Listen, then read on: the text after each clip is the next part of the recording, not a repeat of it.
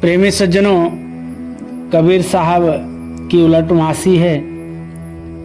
उलटवासी का अर्थ है उल्टे के समान, लेकिन उल्टा नहीं। उल्टे के समान दिखने में तो होता है, लेकिन उसका अर्थ उल्टा नहीं होता है। तो बड़े समझने की बात है प्रेमी सज्जनों। तो कबीर साहब की उलटवासी है, धोबिया जल बीच मरत पियासा, ओ धोबिया जल बीच मरत पियासा। जल में ठाड़े पीवे नहीं मूरख, अच्छा जल है खासा। जल में ठाड़े पिए नहीं मूरख, अच्छा जल है खासा। अपने घर का मरम न जाने, करी धोबियन की आशा। ओ धोबिया जल बीच मरत पियासा, ओ धोबिया जल बीच मरत पियासा। जल में ठाड़े पीवे नहीं मूरख, अच्छा जल है खासा। जल में ठाड़े पीवे नहीं मूरख, अच्छा जल है खासा। अपने घर का मरम न जाने, कर धोबियन की आशा। ओ धोबिया जल बीच मरत पियासा, ओ धोबिया जल बीच मरत पिया। छिन में धोबिया रोवे धोवे, छिन में होते उदासा। छिन में धोबिया रोवे धोवे, छिन में होते उदासा। आप बड़े कर्म की रस्सी, आपन गरे की फांसा। ओ धोबिया जल बीच मरत पियासा, ओ धोबिया जल बीच मरत पियासा। छिन में धोबिया रोवे धोवे, छिन में होते उदासा। छिन में धोबिया रोवे धोबे छिन में होती उदासा। आप बड़े कर्म की रस्सी, आपन गरे की फांसा। ओ धोबिया जल बीच मरत पियासा, ओ धोबिया जल बीच मरत प्यासा। सच्चा साबुन ले नहीं मूरख, है संतन के पासा। सच्चा साबुन ले नहीं मूरख, है संतन के पासा। दाग पुराना छूटत नाई, धोवत बारा मासा। ओ धोबिया जल बीच मरत पियासा, ओ धोबिया जल बीच मरत प्यासा। सच्चा साबुन ले नहीं मूरख, है संतन के पासा। सच्चा साबुन ले नहीं मूरख, है संतन के पासा। दाग पुराना छूटत नाही, धोवत बारा मासा। ओ धोबिया जल बीच मरत पियासा, ओ धोबिया जल बीच मरत पियासा। एक रति को जोर लगावे, छोड़ी दियो भरी माशा। एक रति को जोर लगावे, छोड़ दियो भरी माशा। कहें कबीर सुनो भय साधो, आचत अन्न उपासा। ओ धोबिया जल बीच मरत पियासा, ओ धोबिया जल बीच मरत पियासा। एक रति को जोर लगावे, छोड़ दियो भरी मासा। एक रति को जोर लगावे, छोड़ दियो भरी मासा। कहें कबीर सुनो भय साधो, आचत अन्न उपासा। ओ धोबिया जल बीच मरत पियासा, ओ धोबिया जल बीच मरत पियासा। प्रेमी भक्तजनों, प्यारे जीव हंसो, सदगुरु कबीर साहब जी बता रहे हैं कि कितना बड़ा आश्चर्य है कि धोबी जल में रहते हुए भी प्यासा मर रहा है। धोबिया जल बित मरत प्यासा, प्यासा ही अपने प्राण छोड़ देता है। तो ये धोबी कौन है? कैसे जल में रहते हुए भी अपने प्राणों को मार रहा है, प्यासा ही रह रहा है। तो प्रेमी सज्जनों, ये जो मन है यही धोबी है। कौन है? मन। ये जो मन है यही धोबी है, जो हृदय रूपी सागर में ज्ञान शांति सत्य रूपी जल में रहते हुए भी संसार में शांति ज्ञान वैराग्य की खोज कर रहा है। जो संसार में है वो संसार में है ही नहीं, जो हमारे अंदर है हृदय में है, क्या वो संसार में है?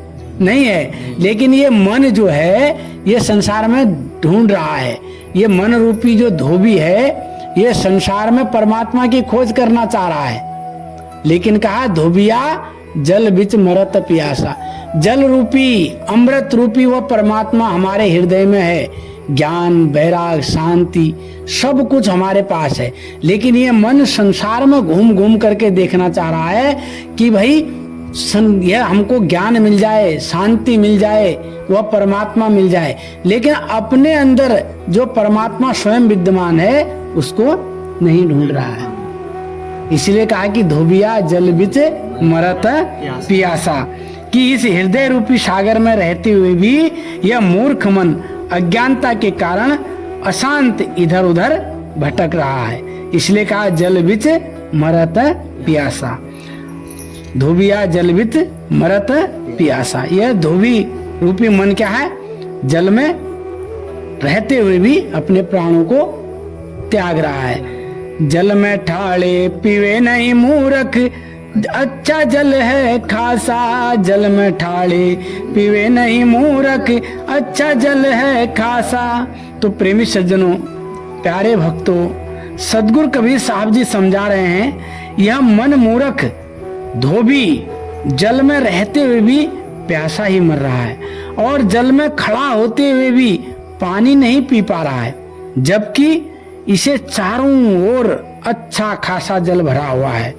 बड़े समझने की बात है प्रेमी सज्जनों, यह मन की बड़ी विचित्र दशा है।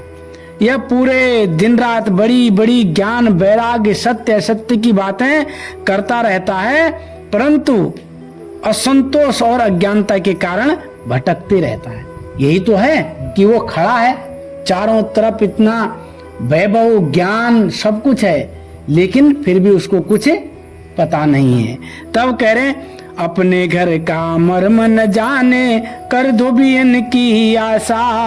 अपने घर का मर्म न जाने कर धोबियन की आशा। तो साहिब कबीर साहब जी बता रहे हैं इसे अपने घर का पता ही नहीं है। यह हमारी जो आत्मा है इस मन के कहे पर चल रही है, इस संसार में आकर ऐसी फंस गई है, यह जिसका अंश है उसे भूलवश भूल गई है। रामायण में कहा है ईश्वर अंश जीव अविनाशी। ये जो ईश्वर का अंश है हमारी आत्मा, ये कैसी है? अविनाशी है, इसका कभी नाश नहीं होता। लेकिन ये मन के कहने पर इस संसार के चमक दमक में इस माया में इतनी लवलीन हो गई है कि अपने घर का मरम न जाने कर धोबियन की आशा। ये संसार में आकर उस मालिक को भूलकर अपने घर की याद इसने बिसार दी है। मायावी पदार्थों की आस में अपना जीवन बेकार कर लिया है। संसार के जो विषय वासना रूपी धोबी हैं और दूसरे धोबियों की आस कर रहे हैं ना, कर धोबियन की आशा। दूसरे धोबी कौन है? इस संसार में जितने विषय वासनाएं और जितने भी ये सब कुछ है, ये अन्य चीजें हैं। तो ये अपने साथ के धोबियों के पीछे लगा हुआ है ये मन, क्योंकि मन के साथ तो कई लगे हैं ना। तो ये मन इन वासनाओं को के पीछे लगा है, आत्मा को ऐसा फंसा दिया, ये आत्मा भी नहीं समझ पा रही है। इसलिए कहा कि कैसा हो गया है, इस संसार में रहते हुए भी और इस हृदय में रहते हुए भी, परमात्मा हमारे पास रहते हुए भी हम उसको समझ नहीं पा रहे हैं और दूसरे चीजों की आस कर रहे हैं। कहा छिन में धोबिया रोवे धोवे, छिन में होते उदासा। छिन में धोबिया रोवे धोवे छिन में होत उदासा, आप बड़े कर्म की रस्सी आपन गरी के फांसा, धोबिया जल बीच मरत पियासा। छिन में धोबिया रोवे धोवे छिन में होत उदासा। यह मन रूपी धोबी संसार की जड़ वस्तुओं के लिए एक एक क्षण में एक एक पल में रोता भी लगता है और एक एक पल भी नहीं लगता उदास हो जाता है। देखा होगा आपने, जब हमारा मन किसी चीज को नहीं पाता है तो रोने लगता है और पा लेता तो बहुत खुश हो जाता है। यानी कि संसार की जड़ वस्तुओं में हमारा मन इतना आसक्त हो गया है कि अगर वो मिल जाता है तो खुशी से फूले नहीं समाता और नहीं मिलता है तो रोने लगता है। तो प्रेमी सज्जनों, हमें इस संसार के सुख को सुख और संसार के दुख को दुख मान लिया है। क्या कर लिया हमने? इस संसार का जो सुख है इसी को हमने सुख मान लिया और जो संसार में हमको दुख मिल रहा है इसी को दुख मान लिया। इसी में रात दिन पढ़कर कभी खुशी कभी गम मना रहे हैं, इसीलिए तो रो रहे हैं। थोड़ी सी खुशी हो गई खूब खुश हो रहे हैं और थोड़ा सा कोई काम बिगड़ गया तो गम हो गया फिर रो रहे हैं। आगे कह रहे आप बड़े कर्म की रस्सी आपन घर के फांसा। प्रेमी भक्तजनों, आप बड़े कर्म की रस्सी, ये मन अपने आप ही कर्म के बंधनों से बंधता चला आ रहा है। आप बड़े कर्म की रस्सी, अपने आप ही ऐसे कर्म कर रहा है, ऐसे कर्म की रस्सी बना रहा है, अपने लिए तैयार कर रहा है कि अपने हाथों कर्मों की ऐसी डोर बीनता चला जा रहा है कि अच्छे बुरे कर्म के जाल में फंस करके उस रस्सी में अपने गले का फंदा बना ले रहा। कर रहे नहीं कर रहे हमेशा भाई, अच्छे बुरे कर्म की ही तो रस्सी बना रहे हैं और उसी रस्सी में फिर हम स्वयं फंस जा रहे हैं, हमारे गले की फांस बन जा रही है। इसलिए इस बात को समझना है कि हम इस संसार में आए हैं तो हमें क्या करना है क्या नहीं करना है। हम क्यों धोबी बन करके, अगर धोबी रात दिन जल में खड़ा रहता ना, धोबी का क्या काम है? जल में ले जाके कपड़े धोना। और जो धोबी जल में रहते हुए भी प्यासा रह जाए तो कितने दुख की बात है, कितने आश्चर्य की बात है। ऐसे हमारा मन, हमारी आत्मा ये इसी मालिक के पास ही रह रही है। कहाँ है मालिक? हमारे अंदर ही तो है। इस आत्म घट के ही द्वारा वो परमात्मा मिलेगा। लेकिन ये मन समझ रहा है ये संसार में वो ज्ञान है, संसार में वो वैराग है, संसार में वो परमात्मा है। वो कहाँ मिलेगा? संसार में मिलने वाला नहीं है। मिलेगा तो ये हमारे अंदर ही, इसी शरीर में उस परमात्मा को पाने के लिए, उस परम आत्मा परमात्मा रूपी जल को पाने के लिए इसी शरीर में एक ऐसी युक्ति है। जब हम उस युक्ति को जानने वाले हो जाएंगे तो हम उस जल को पीने वाले बन जाएंगे। जब तक हम उस युक्ति को नहीं जानेंगे तब तक प्यासे ही मर जाएंगे। आगे कह रहे हैं सच्चा साबुन ले नहीं मूरख है संतन के पासा। सच्चा साबुन ले नहीं मूरख है संतन के पासा। दाग पुराना छूटत नाही धोवत बारा मासा। ओ धोबिया जल बीच मरत पियासा। ओ धोबिया जल बीच मरत पियासा। तो प्रेमी जीव हंसो, हमारे मन युगों युगों से कर्म का ऐसा दाग लगा है हमारे मन के अंदर, जो यह मन इस कर्म की चादर को 12 महीने धोता रहता है, परंतु दाग इतना पुराना वह गहरा है, छूटता नहीं। क्यों? जन्म जन्मों का दाग ही तो लगा है इसमें। अगर इसमें दाग नहीं लगा होता तो हम सद्भक्ति में लग गए होते, परमात्मा की भक्ति में लग गए होते, अभी तक हमारी आत्मा का आवागमन का चक्र छूट गया होता। हम तो जन्म जन्मांतरों से यहाँ जन्म ले रहे हैं और पैदा हो रहे हैं। इसलिए कहा कि सच्चा साबुन ले नहीं मूरख है संतन के पासा। जो सच्चा साबुन है जिससे इस आत्मा का मैल छुड़ाया जा सकता था, उसका तो पता है नहीं। हमें पता है क्या? नहीं पता। वो तो संतों के पास है। किसके पास है? और हम ढूंढ कहाँ रहे हैं? संसार में ढूंढ रहे हैं। कभी हरिद्वार जा रहे हैं, कभी यमुना, कभी गंगा, कभी काबी, कभी कैलाश। वहां जाकर के इस पुराने दाग को छुड़ाना चाह रहे हैं, लेकिन यह पुराना दाग ऐसे छूटने वाला नहीं है। तो यह अज्ञानी मन यह सच्चा साबुन लेता ही नहीं। अगर ले लेता तो फिर यह संसार में इतना भ्रमण नहीं करता। और यह साबुन किसके पास मिलेगा? सदगुरु के पास। कबीर साहब कहते हैं, गुरु धोबी शिष्य का पड़ा, साबुन सृजनहार, और सूरत शिला पर धोइए निकसे ज्योति अपार।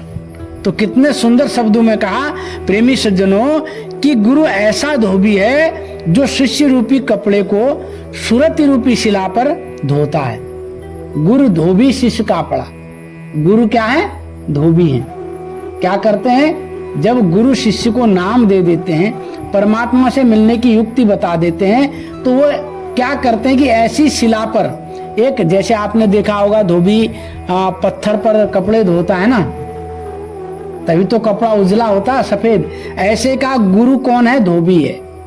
वो शिष्य जो है उसके कर्मों के मैल को हटाता है। कहाँ पर हटाता है? गुरु धोबी शिष्य का पड़ा, साबुन सृजनहार। और ये साबुन क्या है? तो हमें समझ लेना है कि शिष्य रूपी कपड़े को सूरत रूपी शिला पर धोता है और ज्ञान की ज्योति प्रकट हो जाती है ना। तो यहाँ पर साहब जी बता रहे हैं, यह मन रूपी धोबी जो है संत के पास जाकर अपने कपड़े धुलवाना ही नहीं चाहता। युगों युगों से इसमें कर्मों की ऐसी डोर लगी है जो इसके गले की फांस बन गई है। रात दिन 12 महीने यह युगों युगांतरों के लिए के लगे हुए दाग धोएगा, तभी तो दाग छूटेगा। और वो दाग कहाँ छूटेगा? सदगुरु के पास जाकर। लेकिन हम क्या कर रहे हैं? कभी गंगा, कभी यमुना, कभी मक्का, कभी मदीना, लेकिन ज्ञान रूपी साबुन गुरु से ले ही नहीं रहे। जब ज्ञान रूपी साबुन हमको मिल जाएगा, गुरु जैसा धोबी हमको मिल जाएगा, तो हमारे कर्म के बंधन अपने आप कटने शुरू हो जाएंगे। मैल जो चढ़ी है वो उतरनी शुरू हो जाएगी। तो इसलिए कह रहे हैं, एक रति का जोर लगावे छोड़ दियो भरी मासा। एक रति का जोर लगावे छोड़ दियो भरी मासा। कहे कबीर सुनो भाई साधो आचत अन्न उपासा। धोबिया जल बीच मरत पियासा। ओ धोबिया जल बीच मरत पियासा। प्रेमी सज्जनों, कबीर सदगुरु साहब जी बता रहे हैं, यह मन थोड़ा सुख पाने के लिए अनंत सुख को छोड़ देता है। कहा कि एक रत्ती को जोर लगावे, एक रत्ती का जोर लगावे। एक रत्ती जानते हैं किसको कहते हैं? एक रत्ती होता है 0.1215 ग्राम, उसको एक रत्ती कहते हैं। यानी कि 1 किलो का बहुत छोटा हिस्सा। 0.1215 ग्राम। आप इसका कैलकुलेट कर लीजिएगा कितना हिस्सा होता है, बहुत छोटा अंश। तो कहा कि एक रत्ती का, यानी कि बहुत छोटे सुख को पाने के लिए ये संसार का जितना भी सुख है, 8 सिद्धि 9 निधि वैकुंठ के वासा हो, सो में ना कुछ मांगे हूं मेरे समर्थ दाता हो। धर्मदास जी ने लिखा, 8 सिद्धि 9 निधि समर्थ के दाता हो, सो में ना कुछ मांगे हो मेरे समर्थ दाता हो। 8 सिद्धि 9 निधियां भी अगर हमको प्राप्त हो जाती हैं, तब भी कहा उस नाम के आगे, परमात्मा के आगे ये फीका है। तो इस संसार के छोटा सुख पाने के लिए एक रत्ती का जोर लगावे। एक रत्ती को पाने के लिए ये जोर लगाता है, संसार के सारे कर्म करता है और छोड़ दियो भरी मासा, और मास भर छोड़ देता है। एक मासा कितना होता है? 0. मतलब एक रत्ती होता है 0.1215 और एक मासा होता है 8 रत्ती। यानी कि एक रत्ती हो गया 0.1215 और एक मासा छोड़ दिया इसने एक रत्ती पाने के लिए। एक मासा होता है 8 रत्ती। क्या समझे? 8 रत्ती का मतलब 0.972 ग्राम। यानी कि थोड़ा सा पाने के लिए ज्यादा छोड़ दे रहा है।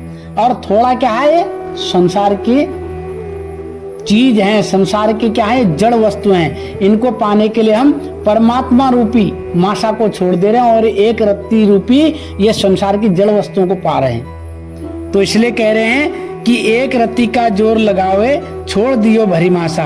कहे कबीर सुनो भाई साधु अच्छा, आछत अन्नो वासा। कहने का तात्पर्य है प्रेमी सज्जनों, यह जो जीव है यह मन के वशीभूत होकर, यह मन इसे परमात्मा के नाम पर संसार में उलझता रहता है। सांसारिक सुख को पाने के लिए, सांसारिक सुख को पाने के लिए नाना उपाय करता रहता है, परंतु ईश्वर को पाने का कोई उपाय नहीं करता। इसलिए कबीर साहब जी बता रहे हैं कि आछत अन्न उपासा, आछत अन्न उपासा। आछत मतलब हमारे पास अन्न, अच्छा अन्न है, अच्छा भोजन है, लेकिन फिर भी क्या है, उपासा, भूखे रह रहे हैं। उपवास मतलब भूखे रह रहे हैं। आछत अन्न उपासा मतलब हमारे पास खूब बढ़िया भोजन तो है, लेकिन हम खाना नहीं जान रहे हैं। लेकिन कैसे रह रहे हैं, भूखे ही रह रहे हैं, उपवासी रह रहे हैं। इसलिए कहा धोबिया जल बिच मरत पियासा।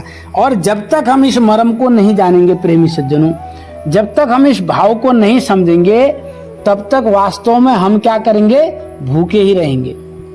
इसीलिए तो कहा कि धोबिया जल बिच मरत पियासा।